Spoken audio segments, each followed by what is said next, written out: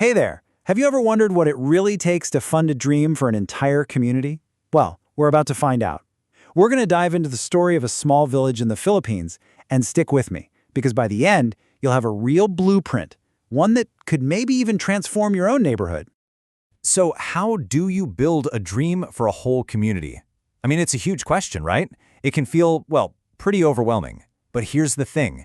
The starting point isn't about raising a ton of money or knowing the right people. Nope. It's actually something much more fundamental.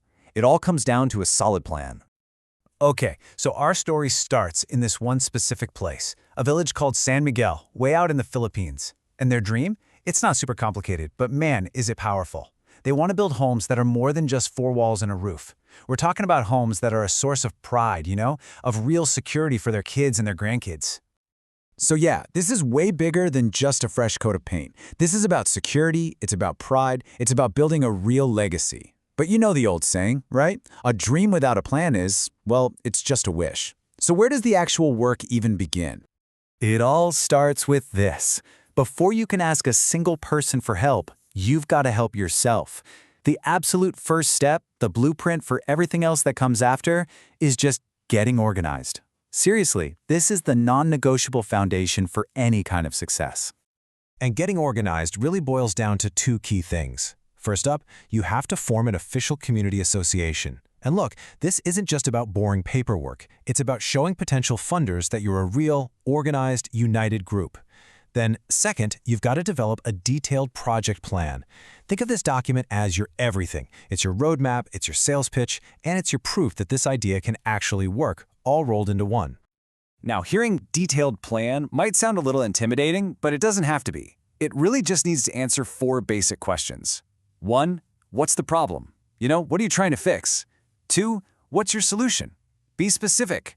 3, how much is this whole thing going to cost? And 4, what's the timeline? When will it get done? If you can answer those four things clearly, boom, you've just turned a simple idea into a project that people can actually fund. All right, so you've got your formal group, you've got your solid plan, now you're finally ready to start asking for the money. But who do you even ask? Well, it turns out there are 3 main pillars of support that a community like San Miguel, or any community really, can lean on. And here they are laid out pretty simply. You've got the government, kind of that top-down support. Then you have nonprofits, which includes foundations and even big companies. And finally, you've got what might just be the most powerful one of all, the community itself. So let's break down what each of these pillars actually looks like when you're on the ground. So pillar number 1, the government. This can mean big national programs. Here in the Philippines, you've got things like the 4PH program, the National Housing Authority. But listen, the most important first call you're probably going to make is to your local government unit, your LGU. You really have to think of them as your local partner, almost like the gateway to getting access to those bigger national funds. Okay, next up, pillar 2, nonprofits and other partners. We're talking about amazing groups that are dedicated to this kind of work, but you've also got the charitable arms of huge corporations. And the real key here, which you have to remember, is that these partners bring so much more than just a check. They bring years of experience. They know project management. They know logistics. That stuff is absolutely invaluable.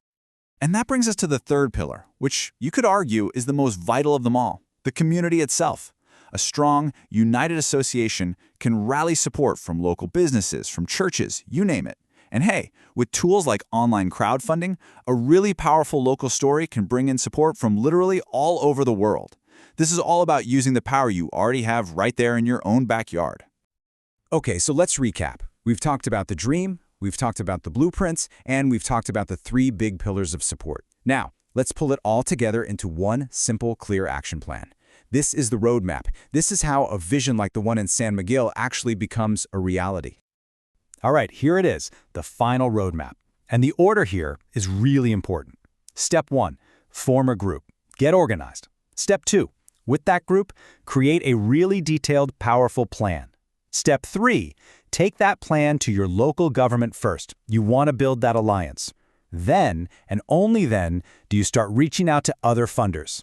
And all along the way, you're constantly building your case, showing everyone why your community's dream is an investment worth making.